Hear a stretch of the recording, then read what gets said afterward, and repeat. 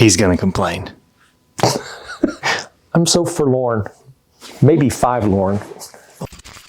You a genius. So, how you doing? I'm scarred for life. For the movie we just saw? Mm-hmm. He's gonna complain. He's gonna complain, and I'm gonna knock him out. Why am I going to complain? You are one pathetic loser. No offense. I'm Dr. Paul. I'm Dr. Paul. And together, we are a couple of rotten, The Avengers. couple of rotten potatoes. Oh, dang it. Yeah. I'm the close. father. I'm not. You're the son. I'm a boomer. I don't even know what I am. Nobody cares. You're a millennial. Millennial? You are. Yeah. You are. You're Sure. a lucky day. Thank goodness you're one of those instead of the Z's. Oops. Excuse me. Yeah, we're just like that. I mean, we haven't even been looking at TikTok, but like, just let us cook, you know what I'm saying? Instead of disease? Sounds like they have a disease. Yeah. So anyway, if this is your first time with us, welcome. We, father, son, we talk about movies and comic books, and we travel and talk about life, and a lot of times, just totally different perspective. And this is the show comes to you every single week for 2 years, every Thursday. That's f***ing illegal. We drop our main episode on Mondays. We have our What to Watch. Those are really, really good films that I've, turn you on to something new. Mm-hmm. And we have a variety of different formats for our show. Today's format is Fresh. yes, our hot take is normally what we do, because this movie Steaming pile of just fresh. came out. We just got out of the car from going to our favorite theater Mm-hmm. and seeing, what's the name of the movie? Hey, it's the monkey. That's what we need to start with then. Oh, and there was some serious monkey business. It was. No. It was no accident. It was a monkey. The monkey that likes killing our family. It's back. Everybody dies. You gotta go right now.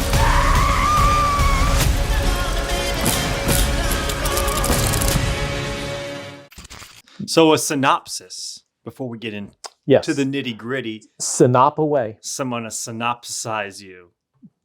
It's about 2 twin sons who stumble upon a closet from their father who went out for a pack of cigarettes and literally never came back one day.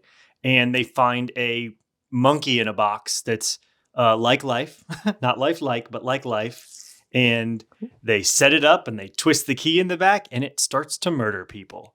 And it's how they have to deal with this cursed object throughout their childhood and then as adults. The end. Where shall we start? Where shall we start? Expectations. Did you have expectations going into this thing?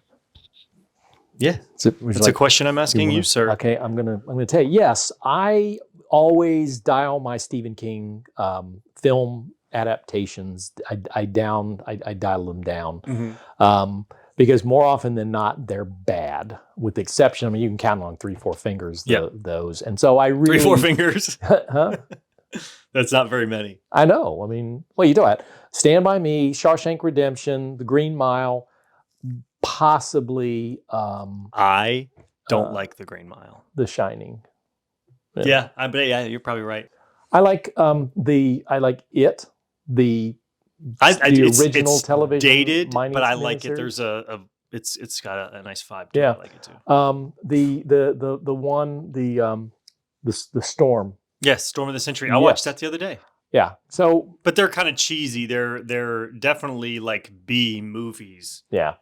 So this is my expectations were much higher because the advance word on this. I watched this show on Rotten Potatoes, Things to Watch, and the advance word on that, it was like, yeah, baby. Mm-hmm. So I went into it thinking that this is going to be the second coming of Stephen King adaptations. Yeah, you hear Stephen King and then you go, there's an excitement and then there's a trepidation because, it could be good, but it could be ruined too. So there's that. Then you see the trailer and the trailer looks like, oh, okay, I could get behind this. and you try not to get too excited. And then you hear the advance word and it's getting good reviews. So then you do get excited. I remember you said to me before we went into the theater, like, I was really looking forward to this one. And immediately that's when I got a sick feeling in my stomach. Like, Ooh, you're excited? This is the worst. Methinks you're not going to be very, very happy at the end of this one. So Well, the irony, though, is that even the Stephen King adaptations, the books and the stories are really usually It's not the good. story's fault. Yes, it's It's- usually the film. Well, itself. here's my 2 cents on that. I think it's because a lot of horror is very abstract, and I think what makes it scary is what you can imagine in your brain.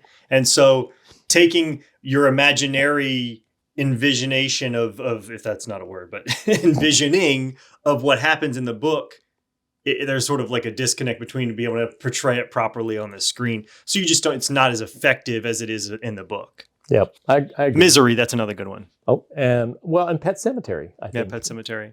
Yeah, Yeah. I guess I start over again. There's some bad I ones that love make everything it bad. Stephen King has ever committed. But he's to done film. some really bad stuff too. Tommy Knockers, The Langoliers, Yeah, the there's one a that he bunch more. directed. Sleepwalkers. Yeah. But yeah, so it was hopeful going into it. Well, so what's do we? Sometimes we dissect it by like film, music, whatever. Sometimes we talk what's the good, the bad, the ugly, verdict kind of stuff. How do you want to handle this? Well, let's just do the good, Spit the it bad, out. and then the good, the bad, the verdict. Okay. Since it's a brand new one. Gotcha. Okay. All right. So the good. You go. The good, the good, the good. All right. For fans of my age, my generation specifically, the kids who grew up on Scream, I Know What You Did Last Summer, and then even more so into Final Destination and Saw. This movie is a love letter to your childhood wrapped around Stephen King sort of like tonality. But you get all these awesome set pieces and deaths and kills, and they're spectacular, and some of them are hysterical, and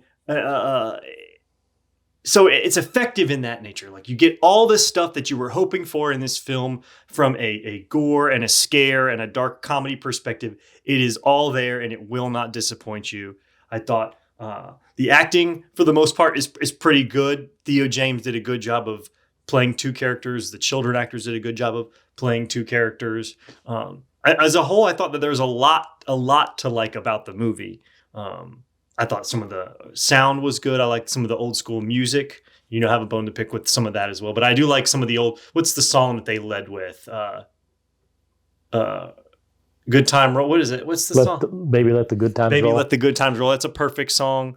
I always like when they can connect like a nice song like that to a film as sort of a theme. And I know I just said a whole lot.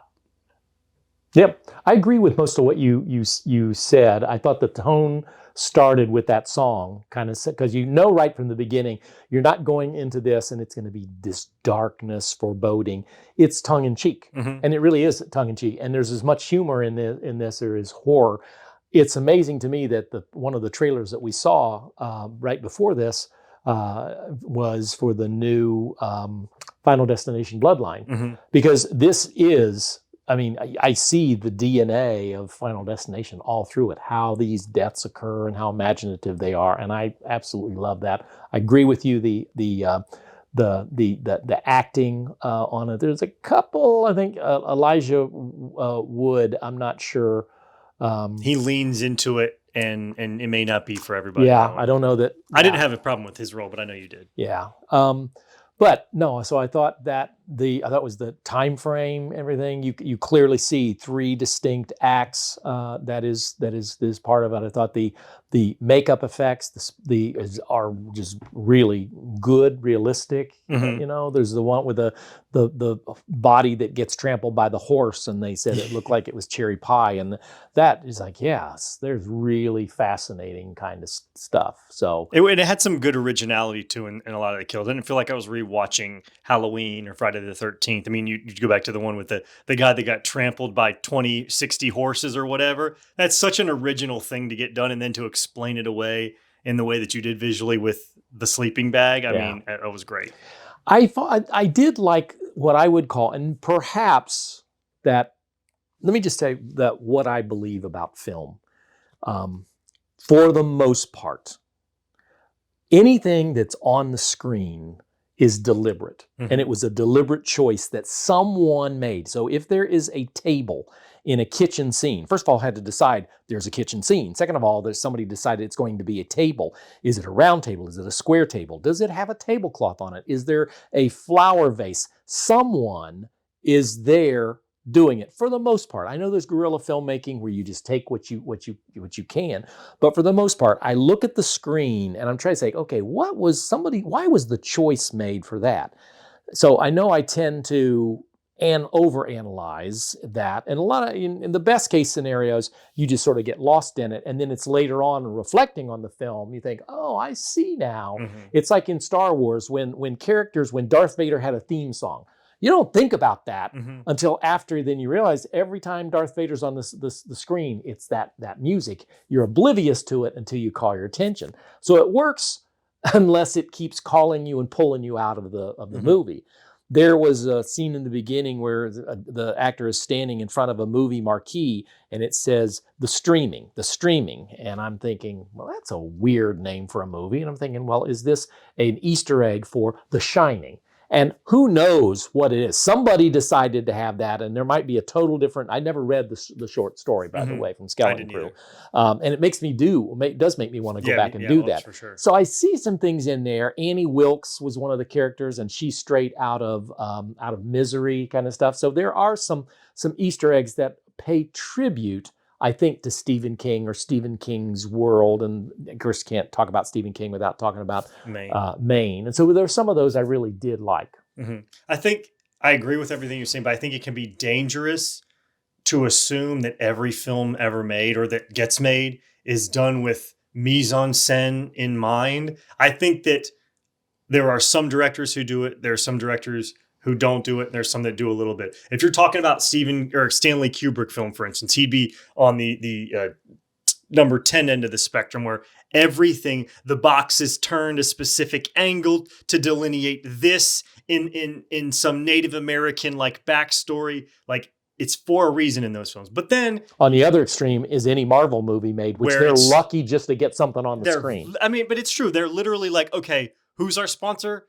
Mitsubishi. Every car in the street's a Mitsubishi. That's Mitsubishi theater. That's a Mitsubishi drink. Everything's done now. So I think you gotta pump your brakes a little bit. Now, I say that to say this. This is a film where what I know as far as Osgood Perkins and watching Long Legs is there is going to be a great deal of that, and it's going to be mindful in this. So I think maybe in your first watching, don't do that though. Just watch the movie. And then later we can go back and rewatch it and Easter egg hunt and do all that cool stuff. Because I told you in the car, I decided in the opening scene in the pawn shop where I'm like, oh no, where's the Stephen King symbolism going to come through and bleed in here? It's like, wait a minute. If I do that, I'm going to do that the entire movie. I need to turn it off now. And I made the conscientious choice to not look at these things. So you're asking me about stuff in the car. And I'm like, I have no clue what you're talking about. I didn't notice this at all.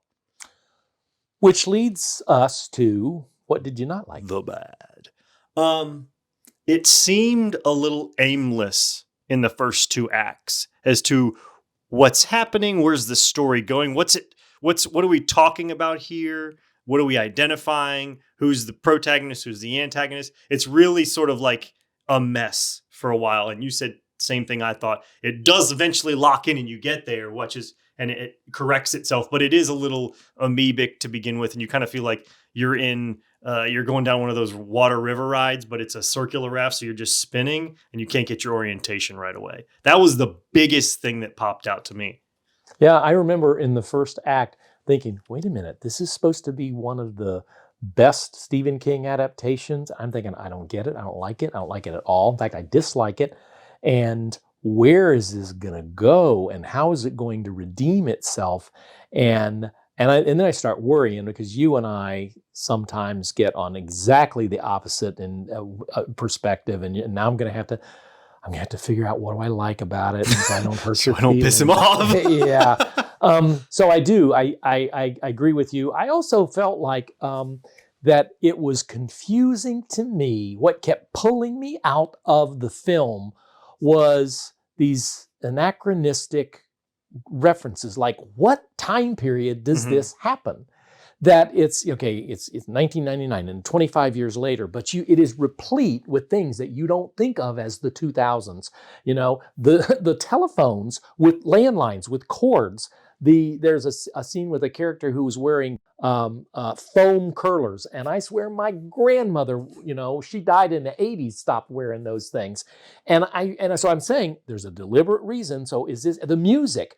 It was a 1950s prolific with 1950s sort of jazz, soul kind of hits, and I'm like, what is this? What time period? Is it the 80s? Is it and that kept pulling me out. I wasn't attending to things. There was telephone books.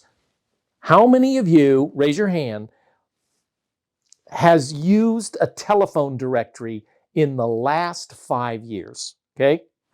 I don't see any hands out there. Okay.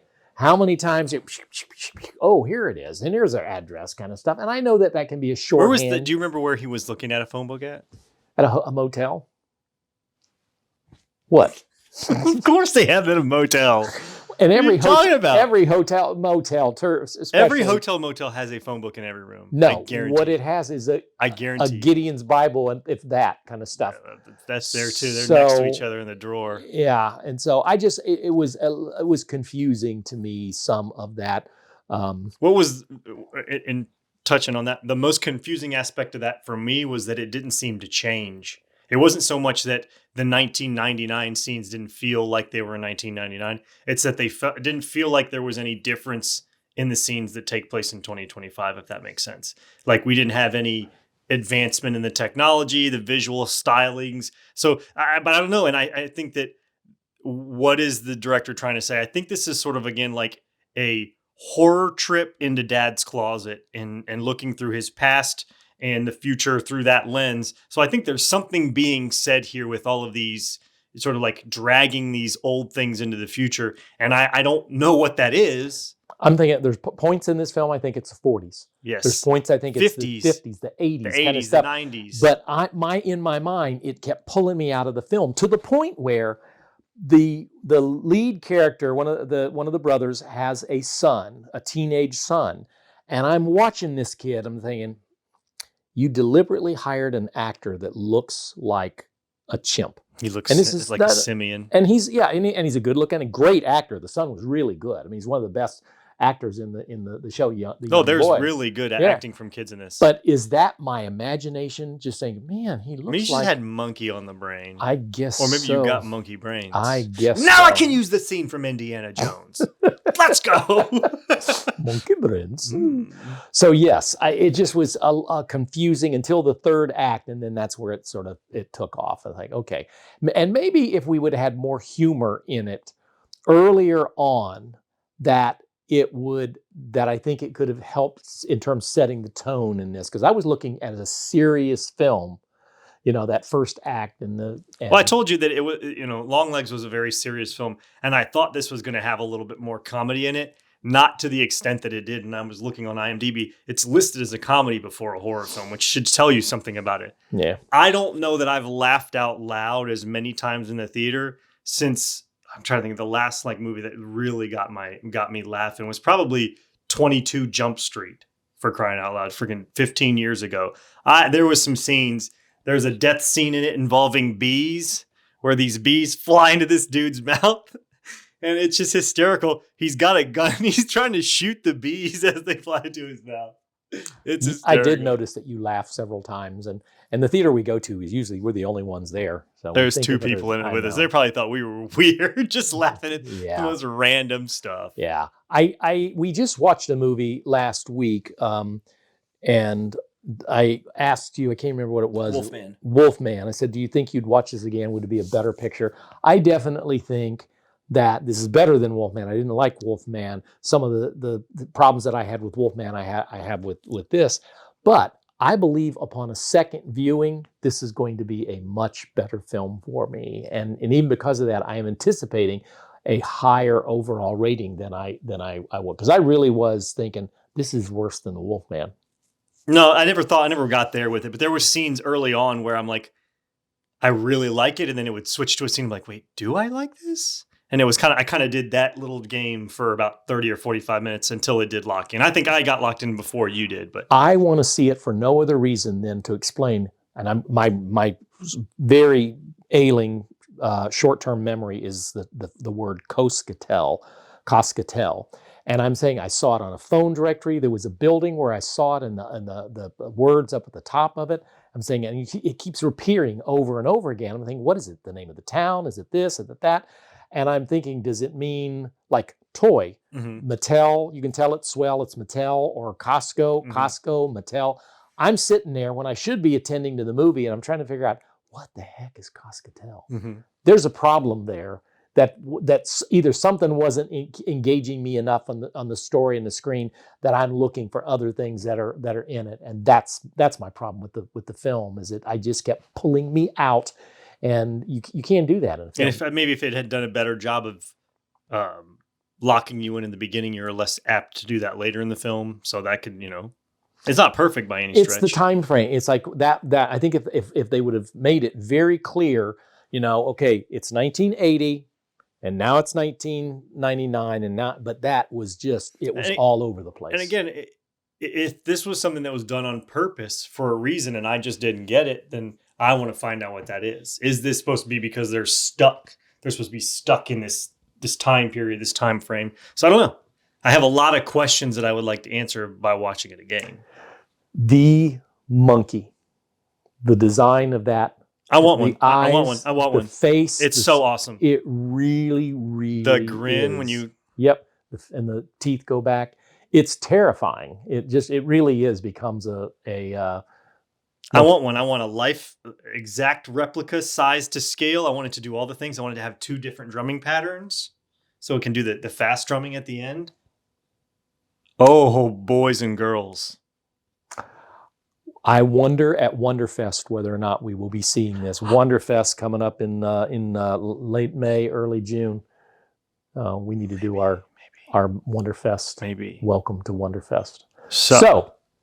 What's your score? And you're going to go first because whatever your score is, I'm going to deliberately deduct the number of points from mine. So deliberately deduct how many points? 1.5. Why? Oh, that's how you get your score? Because that's probably about right. Yeah, I'm always way highballing it than you. All right, so it's good. It's not perfect, but I think there's tons of rewatchability value there, and it was surprising in the right ways. I don't know if I'm gonna like it more. I think I could like it more, but for right meow, I'm gonna give it a 7.7. I'm going for 7. 7. And I had already made up my mind with 7. And I do think, despite everything that I said was bad, I didn't want to get up and leave the theater. Mm-hmm. I mean, I did You go. had to pee really bad? No, I think 7.7. But see here, this reminds me a lot, and they're completely different movies of Napoleon. We saw Napoleon originally. I gave it a 7.5. Now that thing's like a 9 in my brain, and I love that movie. I just need to sit down and watch it again.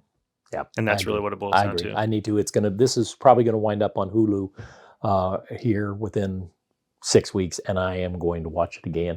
And I can't wait to find out. I think I'm going to like it more the second time. Yeah. Trailers. Yes. There was 3 trailers in this film. Do we want to mention one, which was the